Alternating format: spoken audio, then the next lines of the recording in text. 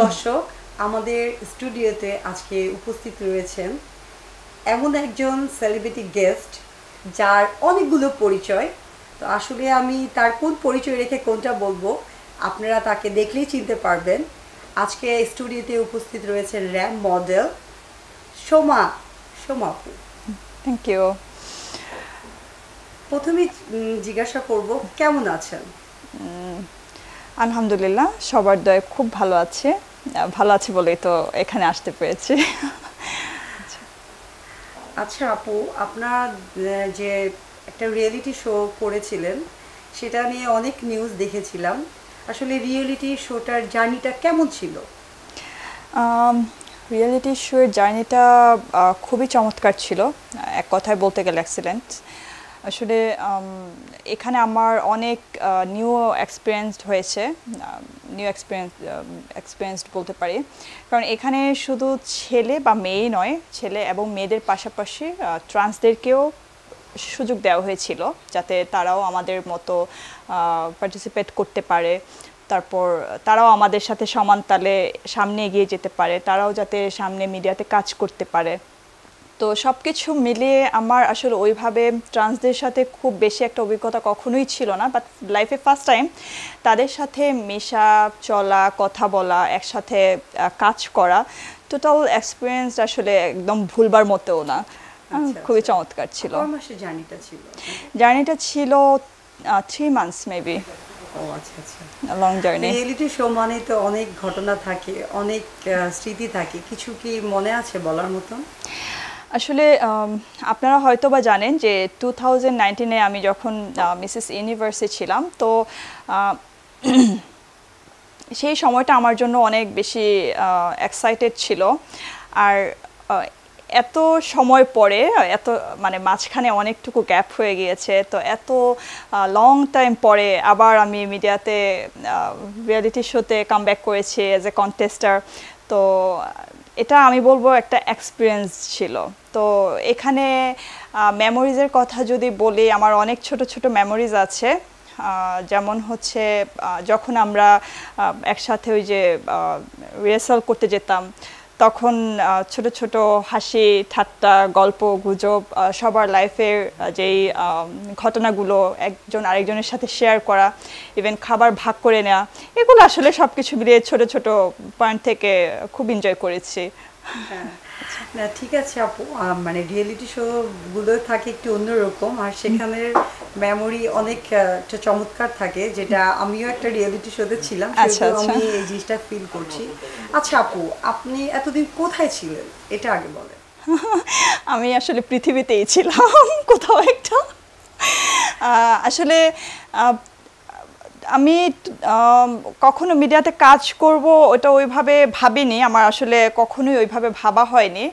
তো হুট করে আমার 2019 সালে আমার একটা ফর্ম সামনে আসে, তো সেটা আমি না বুঝে অনেকটা ফিল আপ করে ফেলি।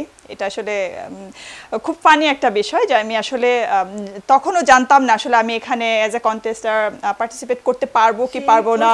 আমি আসছি আগে, এটা আসছে ওইটার প্রশ্নটাও নিব। আচ্ছা, মিসেস ইউনিভার্সের বাংলাদেশের যে ফাইনাল রাউন্ডে হুট করে কিন্তু আপনি হারিয়ে গিয়েছেন, সেটা কেন, এটা এক্সপ্লেইন করেন। আসলে থাকে না মানুষের লাইফে অনেক কথা থাকে যেগুলো আসলে আমরা সব সময় জনসম্মুখে বলতে পারি না। এটা আসলে এইরকমই একটা ঘটনা ছিল যেটা আমি আসলে এখন এখানে ওইভাবে শেয়ার করতে পারছি না। অনেকটা বলতে পারা যায় যে ফ্যামিলির সাপোর্টটা তখন সেই মুহূর্তে ছিল না, অনেকটা ফ্যামিলির প্রেশারের কারণে আমার মানে একটু দূরে সরে যাওয়া। আর সেই সময়টাতে আমি আরেকটু ব্যস্ততার মধ্যেও ছিলাম, সব কিছু মিলিয়ে আমার দেশের বাইরে পড়তে যাওয়ার কথা ছিল। তো সব কিছু মিলিয়ে আসলে তালগোল পেকে গেছিলো, যার কারণে আমার মনে হয়েছিল যে এখান থেকে আসলে কুইট নেওয়াটাই মনে হয় আমার জন্য বেটার। তো সব কিছু মিলিয়ে আসলে সত্যি কথা বলতে গেলে। আচ্ছা আচ্ছা, আর একটা জিনিস আমার খুব, আমিও জানতে চাই, আমার যারা দর্শক আছে তারাও জানতে চায়, আপনাকে নিয়মিত নাটক, মিউজিক অ্যালবাম এগুলোতে দেখা গিয়েছে, তো এটার কি আরও কিছু কাজ করছেন মিউজিক অ্যালবাম বা নাটক নিয়ে? আসলে 2019 সালে আমি যখন এখান থেকে কুইট নিয়ে চলে যাই, তার পরপরই আমার অনেকগুলো অফার আসে মিডিয়া থেকে। সেগুলো ছিল ছোট পর্দা এবং বড় পর্দা মিলিয়ে, বাট আমার ফার্স্ট স্টার্টিংটা শুরু হয় করোনার সময়, যে টিভিসি ওবিসিগুলো ছিল করোনার কালীন সময় সতর্কতামূলক, সেই টিভিসি ওবিসিতে আমি অনেকগুলো কাজ করেছি। তো তারপরে যখনই আমি হ্যাঁ, মিউজিক ভিডিও অনেকগুলো অ্যালবাম আমার আছে। তারপরে হচ্ছে কিছু নাটক আমি করেছি, মিস্টার এম, ধারাপাত সহ ইত্যাদি। তো এরপরে আসলে আমার মিডিয়ার প্রচুর অফার আসতে থাকে, বাট আমার কাছে তখন ওই যে বলছিলাম না যে 2019 সালটা আমার জন্য খুব কি বলে পেইনফুল একটা ইয়ার ছিল। তো সব কিছু মিলে আসলে কোনো কিছুই আমার ওইভাবে কন্টিনিউ করা হচ্ছিল না। আমি বুঝে উঠতে পারছিলাম না আমার আসলে কি করা উচিত। কখনো করছি, কখনো করছি না। তারপর হচ্ছে আমার মনে হলো একটা বিয়ে করে ফেলি। তো বিয়ে করার পর আসলে আরও ব্যস্ত হয়ে যায়, আরও বিজি হয়ে যায় লাইফে। তারপর বাচ্চা কাচ্চা, ফ্যামিলি সব কিছু মেনটেন করতে হয়। তারপর এখন তো আলহামদুলিল্লাহ একটা বিজনেসও করছি। তো সব কিছু মিলিয়ে আর কি আবার অনেকটা সময় পরে মনে হলো যে না, আবার নিজেকে একটু প্রেজেন্ট করা দরকার আছে। যেহেতু আসলে আমি টুকটাক যাই কাজ করেছি, আমার মাঝে মধ্যে মনে হয় যে না, আমি আসলে মিডিয়ারই একটা অংশ। একজন আর্টিস্ট হিসেবে আমি আবার নিজেকে প্রেজেন্ট চাইলে করতেই পারি, যদিও অনেকটুকু গ্যাপ এখানে আছে। তো সেইটা ভেবে আসলে এইবারও কোনো কিছু না ভেবে আমি আবার কাজ শুরু করব কি করব না, মানে এটা আসলে না ভেবে আসলে আবারও আমি এই প্ল্যাটফর্মে অংশগ্রহণ করেছিলাম। আপনাকে আসলে আমরা মিডিয়াতে সবসময় দেখতে চাই, হুট করে আপনি হারিয়ে যান, কিন্তু আমরা এবার হারিয়ে যেতে দিব না। বড় পর্দায় কাজ করার কি কোনো পরিকল্পনা আছে বা করবেন, এরকম কিছু কি আছে পরিকল্পনা? আমি আসলে হারিয়ে যাই না, আসলে ব্যস্ততায় ডুবে যাই। মানে ব্যস্ততা এত বেশি থাকে, আর বিজনেসটা স্টার্ট করার পর আসলে এত বেশি ব্যস্ত হয়ে গেছি যে আসলে নিজের জন্য যে 5 মিনিটস টাইম আমি বের করে কিছু করব, এটা অনেক সময় করা হয়ে ওঠে না। আর মিডিয়ার যে কথাটা, সেটা হচ্ছে আমি এখনও টুকটাক ফটোশ্যুট যেগুলো আছে, ফটোশ্যুট, র্যাম্পিং আমার ভালো লাগলে, আমার সময় থাকলে আমি করি। বাট বড় পর্দার কথা যদি আমি বলি, তো আমার কাছে সত্যি কথা বলতে গেলে এই মুহূর্তে আমার কাছে কেন জানি মনে হচ্ছে আমি র্যাম্পিংয়ে বা ফটোশ্যুটেই বেটার ফিল করি। আমার বড় পর্দায় আসলে আমি ফিট কিনা আমার আসলে ওই কনফিডেন্টটা আমি এখনও না, হ্যাঁ, হয়ে ওঠে নাই। এই জন্য আমি আসলে এটা নিয়ে আসলে ভাবিও নাই। তো এর মানে এই না যে অফার আসেনি, এই রিয়েলিটি শোয়ের পরেও আমার কাছে প্রচুর অফার এসেছে, প্রচুর কাজের অফার এসেছে, ইভেন এখনও আসছে। বাট এটা আমি এখনও সবাইকে এটাই বলে আমি আসলে ভেবে দেখবো, এখনও ভেবে দেখা হয়নি। আচ্ছা আচ্ছা।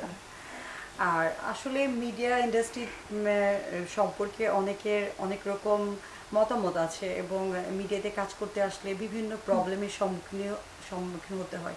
সেক্ষেত্রে আপনার কি এরকম কোনো কিছু হয়েছে ফ্যামিলি থেকে বা আশেপাশে থেকে কোনো প্রবলেম, সমস্যা? ফ্যামিলি থেকে, আমার ফ্যামিলিটা আসলে একটু কনজারভেটিভ মাইন্ডেড। তো ওনাদের থেকে আমার আসলে ওই সময়টাতে তেমন কোনো কি বলে এটা, হেল্প ছিল না। ওনারা আমাকে ওইভাবে আসলে কোনো হেল্প করেনি। ইভেন মিডিয়াতে কাজ করাতে ওনারা যথাযথভাবে অনিচ্ছাই প্রকাশ করেছে।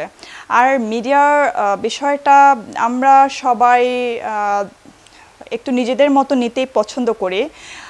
অনেকে বলেন যে এখানে অনেক সময় গিভ অ্যান্ড টেকের অফার থাকে, কেউ একটা ভালো কাজ করছে মানে তার হয়তো গিভ অ্যান্ড টেকের ব্যাপার স্যাপার আছে। এই জিনিসটা আমি আমার লাইফে আসলে কখনোই ফেস করিনি, আর আমি এটা সম্পর্কে বলতে পারবো না, কারণ যেহেতু আমি এটা ফেস করিনি, আমি শুনেছি, শোনা কথা আমি আসলে বিশ্বাস করি না, এবার আমি এটা বলতে পারবো না। তো আমি যাদের সাথে কাজ করেছি এবং যারা ডিরেক্টর ছিলেন বা প্রডিউসার ছিলেন, তারা সবাই আমার চোখে খুবই শ্রদ্ধাভাজন, তারা আমাকে খুবই স্নেহ করতেন। ইভেন আমিও তাদেরকে প্রচণ্ড সম্মান করি, প্রচণ্ড শ্রদ্ধা করি। তো আমার সাথে এই ব্যাড এক্সপিরিয়েন্সটা আজও পর্যন্ত ঘটেনি। আমি এটা আসলে বলতে পারবো না। তো ওভারঅল আমার ফ্যামিলি সাপোর্টটা ছিল না, বাট আমার আশেপাশে যারা ছিল তারা আমাকে প্রচণ্ড সাপোর্ট দিত সব সময়। এটা এটা শুধু মিডিয়ার ক্ষেত্রেই না, এরা সব সময় সব কাজে আমাকে অনেক বেশি সাপোর্ট করে। আপু, আপনার তো রিয়েলিটি শোর জার্নিটা আমরা শুনেছি, তারপরে আবার দেখেছি যে সুপার মডেল দিয়ে আবার আপনি ব্যাক করেছেন। সেক্ষেত্রে আপনার আসলে এই যে রিয়েলিটি শোটার প্রতি ইন্টারেস্ট বেশি না, এটা আসলে আপনার কাছে কেমন লাগে রিয়েলিটি শোটা? একটা ছিল তো প্রথমের দিকে, দেন এটা দিয়ে আবার কাম ব্যাক করেছেন আপনি, সেক্ষেত্রে আহ, সেক্ষেত্রে আমি তো শুরু থেকেই বললাম যে আমার কাছে খুবই ভালো লেগেছে। আমার অনুভূতিটা এক কথায় বলতে গেলে আসলে এক্সেলেন্ট ছিল। এটা আসলে ভাষায় বলার মতো না, এত ভালো লাগছিল যখন আমি এই ক্রাউনটা অন করেছিলাম। আর সবাই যখন আমার সাথে একসাথে ছবি টবি তুলতেছিল, তা আমার কাছে মনে হচ্ছিল আমি আসলে 2019-এই আছি, আমি 2024-এ আছি। এটা আমার কাছে আসলে ওইভাবে মনে হয়নি, আমার কাছে মনে হচ্ছিল আমি 2019-এই আছি। ওই যে অপূর্ণতার যে একটা বিষয়টা ছিল, তখন তো আমি একটা প্ল্যাটফর্মে, আমার তো ড্রিম ছিলই যে আমি এখান থেকে ক্রাউনটা নেব বা এখানে আমি উইনার হব। তো সেই জায়গাটা থেকে আমার মনে হচ্ছিল আমি সেই জায়গাটাতেই আছি। বাট আসলে রিয়ালিটি টা হচ্ছে আমি 2024-এ আছি। ইভেন আমি এপি হাউস সুপার মডেল থেকে চ্যাম্পিয়ন হয়েছি। তো এখানে আমার অনেক অভিজ্ঞতা হয়েছে এবং অভিজ্ঞতাগুলো অনেক চমৎকার ছিল। তো এটা আসলে আমাকে নিজেকে প্রেজেন্ট করার জন্য। সেটা হলো, রিয়েলিটি শো সম্পর্কে অনেকেই নেগেটিভ কথা বলে, এরকম কি কোনো প্রবলেম আপনার হয়েছে যে রিয়েলিটি শোতে এসেছেন? যেহেতু আপনি দুইটা রিয়েলিটি শোতে অ্যাটেন্ড করেছেন এবং আরেকটা ছিল বা মিস ইউনিভার্স, ওটাতেও ছিলেন আপনি, তিনটাতে দেখলাম। তো সেক্ষেত্রে কি আপনি কোনো মানে প্রবলেম, অনেক বড় কোনো প্রবলেম ফেস করেছেন? অনেক সময় দেখা গিয়েছে রিয়েলিটি শো সম্পর্কে অনেকে অনেক রকম ব্যাড কমেন্টস করে, তো এরকম কিছু কি আপনার ক্ষেত্রে হয়েছে? আমি এটার উত্তরও কিন্তু একটু আগে দিয়ে ফেলেছি। আমি মানুষ অনেক কথাই বলে, আসলে কোনটা সত্যি বলা আর কোনটা মিথ্যা কথা বলে এটা আসলে বোঝা খুবই মুশকিল আজকালকার দিনে। তো আমি এরকম কোনো প্রবলেম কখনোই ফেস করিনি। আমার জার্নিটা খুবই স্মুথ ছিল। ইভেন আমি খুবই এনজয় করেছি। এই কথাটা আমি বারবার বলছি যে আমি এরকম কোনো প্রবলেম আজ পর্যন্ত কখনোই ফেস করিনি। ইভেন স্মুথলি, যেহেতু এটা বিউটি একটা প্রেজেন্ট অনুষ্ঠান, বিউটি এবং ট্যালেন্ট এবং প্রেজেন্টেশন যদি ঠিক থাকে, আমার মনে হয় যে সে একটা পর্যায়ে অবশ্যই চলে যাবে। তার মধ্যে ট্যালেন্ট থাকতে হবে, নিজেকে ডিসেন্ট ভাবে তৈরি করতে হবে। I am right? শিওর। আসলে এটা অনেকে ভুল ধারণা মেবি করে। আসলে ধারণা, মানুষ মিডিয়ার বিষয়টা হচ্ছে কি, মানুষ নিজেদের মতো করে নিয়ে ফেলে যে আসলে একটা ভালো কাজ করছে বা করতেছে, এর হয়তো মানে কিছু একটা আছে, হ্যাঁ, যেটাকে আমরা সরাসরি বলতে গেলে গিভ অ্যান্ড টেকই বলি। বাট আসলে এটা আমি জানি না কতটুকু আছে, যেহেতু আমার এটার এক্সপিরিয়েন্স একদমই নেই। হয়তো বা আছে, হয়তো বা নেই, আমি জানি না। বাট আমার ক্ষেত্রে এটা কখনোই হয়নি। আমি খুব স্মুথলি কাজ করেছি। মানে আমি যাদের সাথে করেছি তারাও এত বেশি ফ্রেন্ডলি ছিল, এত বেশি সাপোর্টিভ ছিল যে আমি আসলে তাদের সবসময় তাদের প্রতি গ্রেটফুল। সবারই অনেককে অনুপ্রেরণা যোগায় কাজের ক্ষেত্রে। সেক্ষেত্রে আপনার ড্রিম মানে কে ছিল যাকে দেখে মনে হয়েছিল যে উনার মতন যদি আমি হতে পারতাম বা উনার মতন যদি কাজ করতে পারতাম, সেটা কে ছিল? এটা আমি যখন অনেক ছোট ছিলাম তখন থেকে আমার মৌ আপুকে অনেক ভালো লাগতো। আর আমার মনে হতো যে আমি কখনো বড় হলে ওনার মতো ওই যে বিউটি সুপারের যে অ্যাডভার্টাইজমেন্টগুলো হতো, আমার কাছে খুব ভালো লাগতো, আমি খুব এনজয় করতাম। তো তখন থেকে আমি ওনাকে খুবই পছন্দ করি। ওনাকে আমি আসলে আমার লাইফে হয়তো বা আইডল হিসেবে দেখেছিলাম। আর একটা কথা খুব জিজ্ঞাসা করতে ইচ্ছা করছে, এই যে সবসময় আমি তোমাকে যখন দেখি টিভি স্ক্রিনে বলো, দেন হলো তোমার আইডিতে দেখি, তো তোমার ড্রেস এবং তোমার মেকআপ এগুলো আসলে খুব অনেক সুন্দর হয়। তো এটা কি তোমার নিজের ডিজাইন করা বা বা নিজে থেকেই করো বা কাউকে দেখে ফলো করো এমন কিছু? আসলে কাউকে ফলো করে এমন কিছুই না।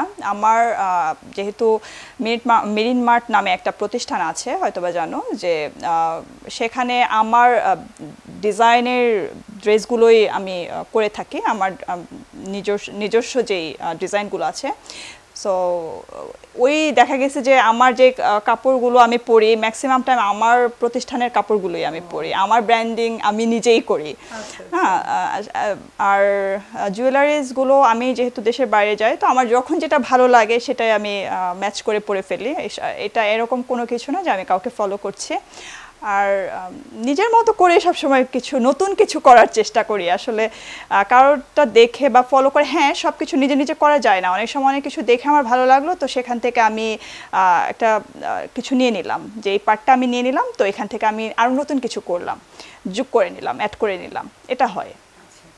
আর একটা বিষয়, যেহেতু একজন সেলিব্রিটি তো হয়ে গিয়েছো, পাশাপাশি তুমি এখন বিজনেসের সঙ্গে ইনভলভ হয়েছো, তো সেক্ষেত্রে নারী উদ্যোক্তাদেরকে নিয়ে সামনে কোনো প্ল্যান বা কিছু আছে যে যেটা করার ইচ্ছা আছে বা করবা? আসলে আমি আমার ব্যবসায়িক জীবনে কতটুকু সফল আমি এখনো পর্যন্ত এটার কোনো নির্দিষ্ট পরিমাপ করতে পারিনি, বাট আমার ইচ্ছা আছে আমি যদি আমার লাইফে কখনো সাকসেসফুল বিজনেস উইমেন হিসেবে নিজেকে প্রতিষ্ঠিত করতে পারি, তাহলে এই অনুপ্রেরণাটা আমি সব নারীদের মধ্যে ছড়িয়ে দিতে চাই প্রথমত। কারণ আমাদের দেশের নারীরা অনেক বেশি অবহেলিত, তাদের আসলে সেই সম্মানের জায়গা থেকে বা তাদের যে যে জায়গাটা আছে সেখান থেকে তাদেরকে ওই পরিমাণ রেসপেক্টটা দেওয়া হয় না। ইভেন এখনও আমাদের দেশে অনেক নারীরা আছেন যারা লজ্জায় হাজব্যান্ডকে বলতে পারেন না আজকে আমার 100টা টাকা লাগবে বা 1000 টাকা লাগবে, এই টাকাটা আমাকে একটু দাও, তো তারা বলতে পারে না। এখন আমি চাই যে তারা নিজের কর্মের মাধ্যমে বা নিজের কর্মসংস্থানের ব্যবস্থা নিজেরা করুক, যেহেতু ট্যালেন্ট সবার মধ্যে আছে, আমি বিশ্বাস করি সৃষ্টিকর্তা সবার মধ্যেই ট্যালেন্টটা দিয়েছে। তো সেই জায়গা থেকে আমি সবাইকেই হেল্প করার চেষ্টা করব, তাদেরকে নিয়ে আমি সামনে এগিয়ে যাওয়ার চেষ্টা করব, তাদেরকে যদি গঠনমূলক কোনো উপদেশ দেওয়া যায় সেটাও আমি দিব, সেই বিজনেস সোর্সটা আমি খুঁজে বের করব ইনশাল্লাহ। কয়েকটা দিন পরে আমাদের আসতেছে একটা ভালোবাসার দিন, 14ই ফেব্রুয়ারি। তো এই 14ই ফেব্রুয়ারি নিয়ে কি কোনো প্ল্যানিং আছে? ভাইয়াকে নিয়ে ট্যুর দিবা বা এরকম কোনো কিছু প্ল্যান? সব সময় তো ট্যুরের মধ্যেই থাকি। মাত্র গতকালকের আগের দিন কি বলে এটাকে আজকে মনে হয় থার্সডে, তাই না? হ্যাঁ, টিউসডেতে আসলাম, মর্নিং আসছে। তো এর মধ্যে দেশে এনজয় করার ইচ্ছা আছে। এই তো বইমেলা চলতেছে, বাণিজ্য মেলা তো মিস করে ফেলেছি।